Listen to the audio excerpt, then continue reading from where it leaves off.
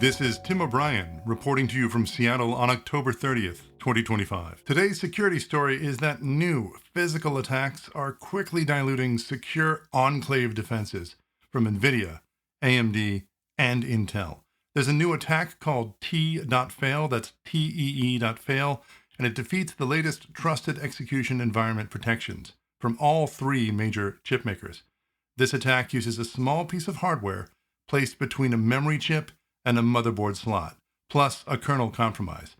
Unlike previous attacks that only worked on DDR4, T.fail works on DDR5 memory, affecting the latest CPUs and GPUs. This attack costs less than $1,000 in off-the-shelf equipment and can be completed in about 3 minutes.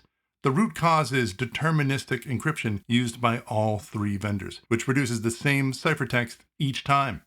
Why this matters: trusted execution environments are everywhere: blockchain, cloud services, AI, finance, and defense.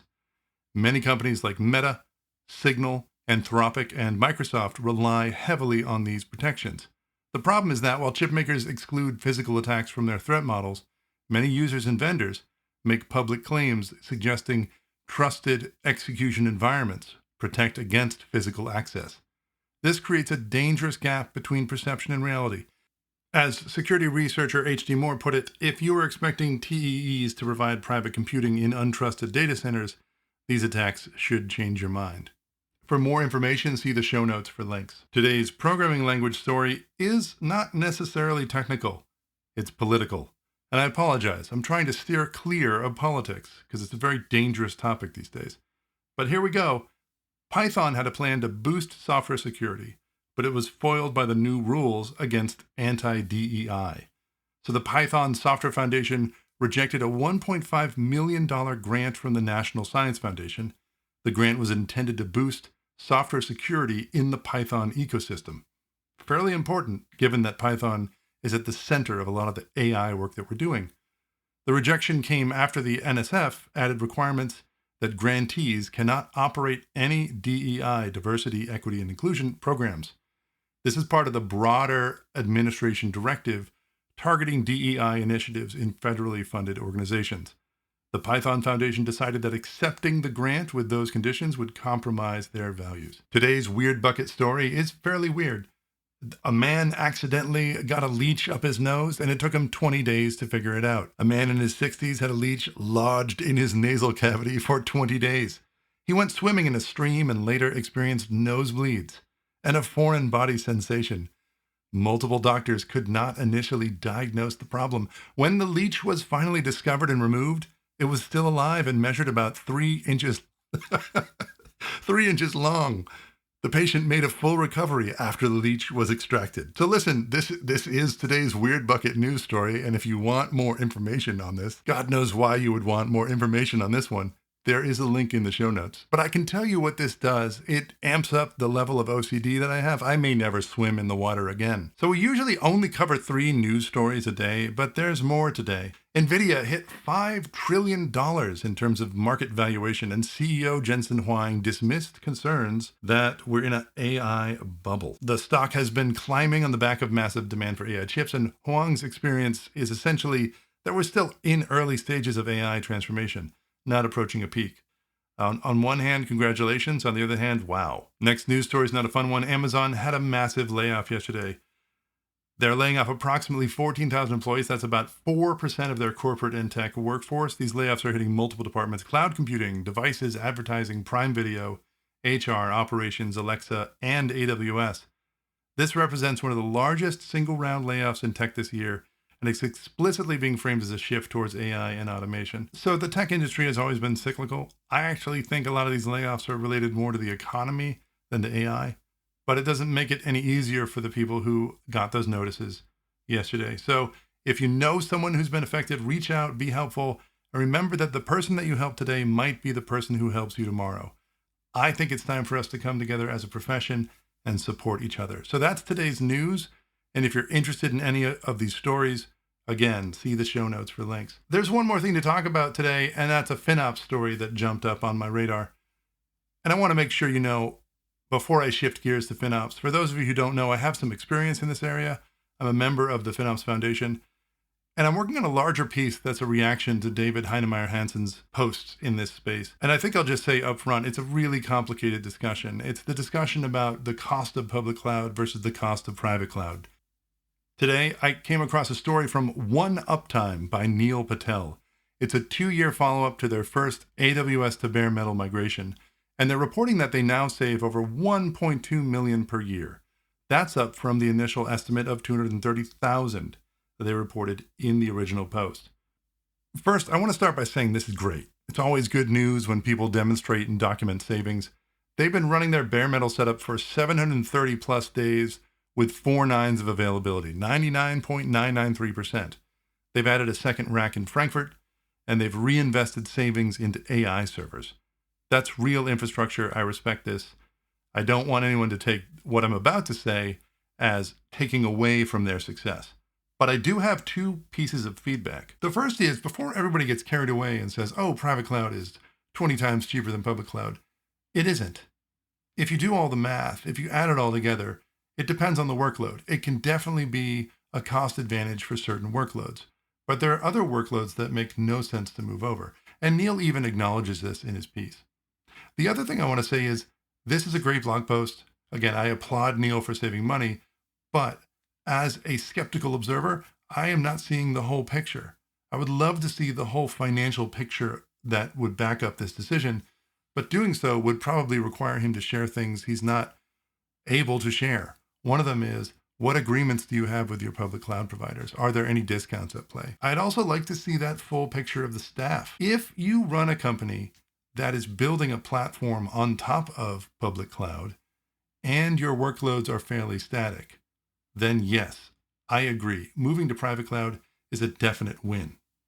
If you have a IaaS approach to public cloud, then you are also spending a considerable amount of your time worrying about VMs and worrying about security updates. If, on the other hand, you use public cloud and take advantage of some of the platforms that it offers, there's going to be some cost differences, but you're going to see some benefits in terms of staffing pressure. Again, I want to reiterate, I'm happy for One Uptime, but I also think that the conversation is very complicated. And I think someone needs to write a piece about all of the math that's involved in this comparison.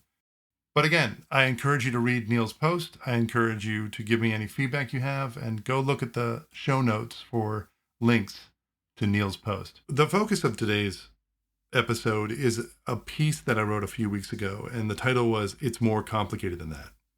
And I think it needs more unpacking because it's one of those topics that seems straightforward on the surface, but gets really messy when you dig in. And it's one of those topics that's a bit of a puzzle. Whenever I'm at the FinOps Foundation and someone talks to me about utilization, I look at them and I say, it's more complicated than that. And I don't really have time to talk to them for 14 or 15 hours about what I mean. But the basic premise of that post was, FinOps teams love their utilization reports. They run these reports and they show servers running at 15% capacity. Databases are sitting idle, and they think, look, we can save all the money here. But the reality is that acting on these reports without understanding the context is like performing surgery with a chainsaw. I listed out 7 different scenarios where teams push back on optimization efforts. Things like, quote, if that system goes down again, we're going to lose our customers permanently. Or, quote, we're in year 4 of moving customers off the system. So yes, utilization is low, but it's temporary. Can you leave me alone? End of quote. Each of those responses represents a legitimate operational reality that a simple percentage can't really capture. The point is that FinOps at scale isn't just about pointing to utilization figures. It's about deeply understanding operational realities and partnering closely with teams to achieve genuine, sustainable savings. You can't just throw a report at a problem and expect it to be solved. So let me expand on this a bit with some industry context. The statistics on server utilization are shocking, and they come from multiple credible sources. According to Gartner's 2022 analysis, server utilization rates are often less than 50% and can be as low as 20%. The source for that is the Gartner 2022 data center analysis. And that's from one of the most respected technology research firms in the world, the Uptime Institute. They're the folks that certify data centers. They found many data centers operate at an average of 20 to 30% server utilization. Wi-Fi Talents aggregates multiple industry reports and puts the average even lower at 12 to 18%. Meanwhile, David Kopp's research notes break this down by data center type. Internal and small data centers averaged at about 11% back in 2014, and they're projected to hit 20% by 2027. Co-location data centers do a little better. They averaged 21% in 2014, with projections of 35% by 2027. And hyperscale data centers, your Amazons, your Googles, they're running at about 40 to 45 or 50% utilization. That last stat is again from David Kopp's research notes. But I'll make an observation. Those numbers are all over the map. Less than 50, 12, 40, 35. We'll talk a little bit later about why CPU percentage is a bad metric. Here's what's also interesting about these numbers. They're remarkably consistent in that they all point to underutilization. But I want to talk about what these utilization statistics mean, because it's one of the most abused metrics in the industry. Every single FinOps vendor that's trying to sell you a tool, every optimization tool salesperson, they'll wave these numbers at you like a red flag. Your servers are only 20% utilized. Think of all the money you're wasting. But as we've discussed, that utilization percentage is meaningless. And the waste might actually be necessary insurance, flexibility, or just the way that the workload runs. So let me talk about databases specifically, because this is where utilization reports really fall apart, especially CPU percentages. There are several types of databases where low utilization isn't just acceptable, it's expected and sometimes necessary. First, you've got your disaster recovery or standby databases.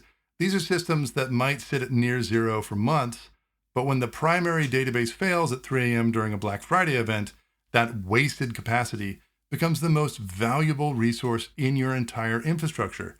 You can't optimize away your insurance policy. Then there are OLAP and data warehousing systems. These databases might see huge spikes during the month, or in some cases, they might have one spike a day, but that one spike is worth a lot of money. And when the executive team needs their dashboards, or when another team needs that daily summary, that's going to get some utilization, but they're relatively quiet for the rest of the time. You size them for those peak analytical workloads, not for the average Tuesday afternoon. So if you throw me an average over the week for the percentage for that database, it might be 1%, but it's worth it. Multi-tenant NoSQL databases present another challenge. When you're running databases that serve multiple customers with wildly different usage patterns, you have to provision for the aggregate peak, not the average. One customer might be running their Super Bowl ad campaign while another is in their quiet season. From my experience and industry patterns, these systems often need 2 to 3 times the average capacity to handle those variations. And in some NoSQL databases, you're not sizing for anything other than the speed of the response. And sometimes that requires over-provisioning. So if you look at databases, especially massive NoSQL databases, and you're going to apply CPU utilization numbers to them, that's not going to tell you anything. So let's talk about the CPU utilization lie. And before we dive into real-world complications, I want to address something fundamental. CPU utilization percentages are basically a lie. Brendan Gregg, he's the guy who literally wrote the textbook on system performance. And if you need a link to that, look at the show notes. He has a brilliant blog post, which is now a couple years old, called CPU Utilization is Wrong. That completely changed how I think about this metric. And again, that is a blog post you should read. If you're on a FinOps team or on any team and you're looking at CPU utilization reports, read that blog post. Here's the problem. When your monitoring tool says your CPU is at 80% utilization, what does that actually mean? In the old days, when I went to college with a 486DX computer, an IBM PS2, that was a single processor, and it was simple. 80% meant that my CPU was busy 80% of the time. But with modern multi-core processors, hyperthreading, and dynamic frequency scaling, that percentage is meaningless. Think about it this way. With hyperthreading, you might have 16 physical cores presenting as 32 logical cores. When the system reports 50% utilization, Are half the physical cores fully loaded? Are all cores running at half capacity? Are the hyperthreads engaged? The answer is you have no idea. You're just looking at a percentage number. And it gets worse with turbo boost and dynamic frequency scaling. A CPU running at 50% utilization at 4.5 gigahertz is doing way more work than the same CPU at 50% utilization at 2 gigahertz. But your utilization report doesn't show you that. It's like measuring how fast you are driving by what percentage of the time your foot is on the gas pedal. It tells you almost nothing useful. Greg points out that you can have systems showing high CPU utilization that are actually memory bound or IO bound, and this happens a lot in databases. The CPU is busy, but it's busy waiting for data, not doing useful work. So when someone shows you a utilization report showing your CPUs at 15%, that might mean you're wasting resources, or it might mean that your CPUs are efficiently handling the workload at lower frequencies to save power. This is why sophisticated operation teams look at instructions like instructions per cycle, memory bandwidth utilization, and actual throughput, not just CPU percentages. But guess what most utilization reports show? Yep, just CPU percentage. And what gets me is that CPU utilization is probably the single most abused statistic in the FinOps industry. I mean, look at all those analyst reports I just shared about the efficiency of data centers. Depending on which one you believe, it's below 50, but maybe higher than 20. Some said it's 12, others said it's 14 and 18. What are they even measuring? Every vendor that's going to sell you optimization software, every consultant with a cost-cutting pitch, they all lead with that same tired line. Oh, look at these CPU utilization numbers. You're wasting money. And I got to tell you that resonates with executives. The people sharing these numbers, I don't even know if they know it's a misleading metric, but it's easy to understand and scary looking on a PowerPoint slide. It's the perfect sales tool because it makes every infrastructure look wasteful. And I get it. I think people are going to listen to this and they're going to come back and say, well, if your CPU is low on that Cassandra database, you could probably find a way to increase it. And that's true. There's probably other ways that you could find to increase these things. But on the average, what I have found is data workloads are not measured by CPU utilization. And if you do measure them by that and you try to optimize that, that has other side effects. I think it's important for us to talk about load averages, to talk about other metrics related to CPUs. But I also think it's important for us in the FinOps community to start expanding beyond just those obvious metrics. And even if you have a Mac, I have a Mac, and whenever it starts to slow down, Cursor, by the way, Cursor can get into these weird loops where all of a sudden it's consuming like 100 gigabytes of memory, and I don't have 100 gigabytes. So it's making use of swap space, and it's just destroying the entire computer. And in those cases, when you go look at the CPU utilization, it might actually not be substantial, but the computer is entirely unusable. And I think you've seen other examples of it. I know you've seen this if you work in operations. When you run top, do you look at the percentage or do you look at the load average?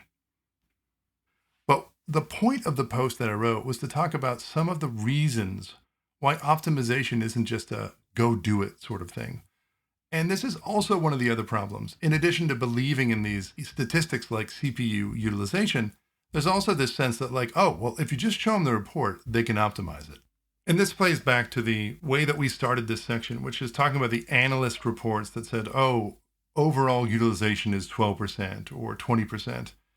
And there's a couple reasons. I want to just go through some of the reasons why that can be the case. I'm not trying to give people excuses for not making better use of their hardware, but there are some reasons out there. First is development environments. Sometimes you have a development environment and it has to be there to support developers. And it might not be used 100% of the time, 100% of the time. People have to go on lunch break.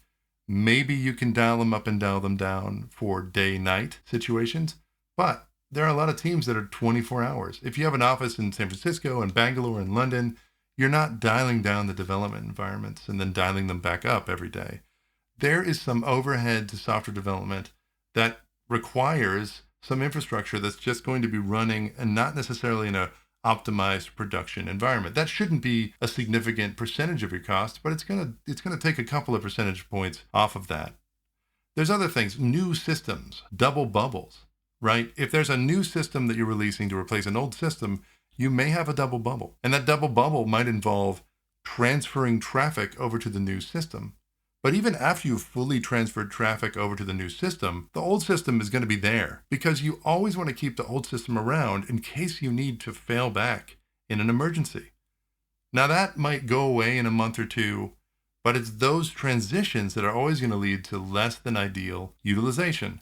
But I'll say this, if you don't have that insurance policy, you can get into real trouble. The other thing I want to point out, I said in a previous episode that the average tenure of a programmer on a project is 4.3 years. So a lot of times you have teams that just inherited software and their utilization might not be ideal. But what are you going to do? Tell them to change it immediately? Teams can only optimize systems they fully understand. And what I'll put forward for you to think about in the organization that you work in is, how many teams do you talk to where they might not have a full comprehension of their full architecture yet?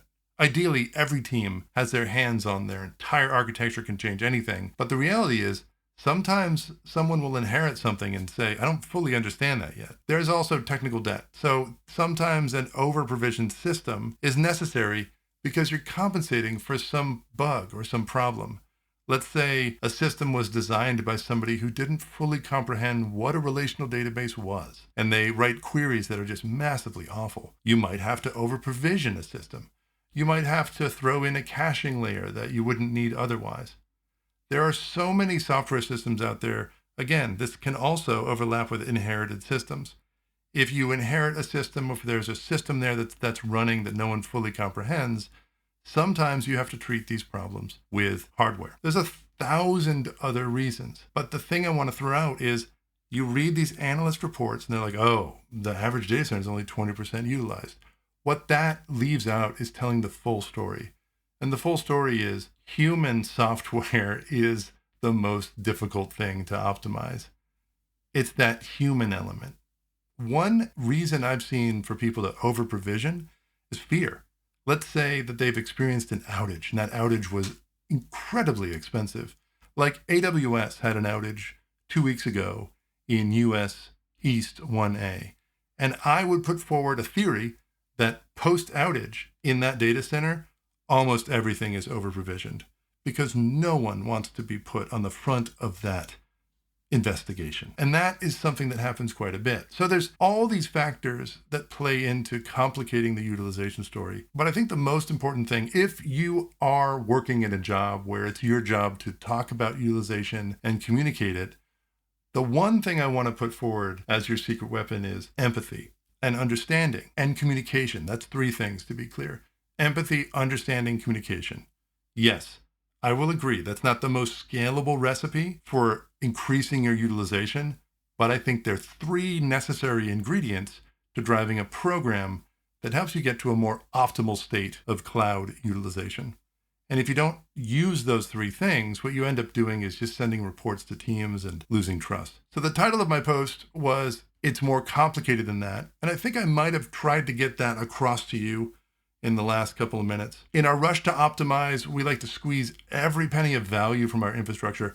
We sometimes forget that these systems exist to serve business needs, and the utilization metrics aren't something to be improved by any means necessary. Good FinOps also isn't about utilization. I had a lot of times where people would say, oh, FinOps is about sending reports to people to tell them what to do. And it's like, no, that's not really what FinOps is. FinOps is about understanding the full picture, the technical constraints, the business requirements, the human factors, and finding sustainable ways to deliver value efficiently. Because at the end of the day, a system running at 50% utilization that never goes down might be more valuable than one running at 80% that fails when you need it the most. And that is a complex trade-off. And trade-offs are usually not things you can turn into reports. So thanks for listening. This has been Tim O'Brien, and I'll be back with more thoughts on technology, operations, and the complicated reality of running systems at scale. But I'm now going to go send some CPU percentage utilization reports to my customers.